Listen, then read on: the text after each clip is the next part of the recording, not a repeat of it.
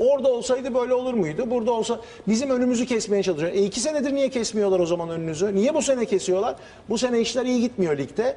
Hop, taraftarı başka türlü nasıl arkana alacaksın? Hep senin ifadendir. Hakemler kötü, hakemler kötü diyorsun ya. Geçen sene diyordun hakemleri de yeneceksin. Hakemleri de yeneceksin abi o zaman. Evet. Geçen Kaldı sene ki- yani kaldı geçen ki- sene sen çıkıp kaldı ki Quaresma bak- en az 3-4 maçta atılması gerekirken tek cümle etmemişsin. Oyuncuna ceza vermemişsin. Öyle mi?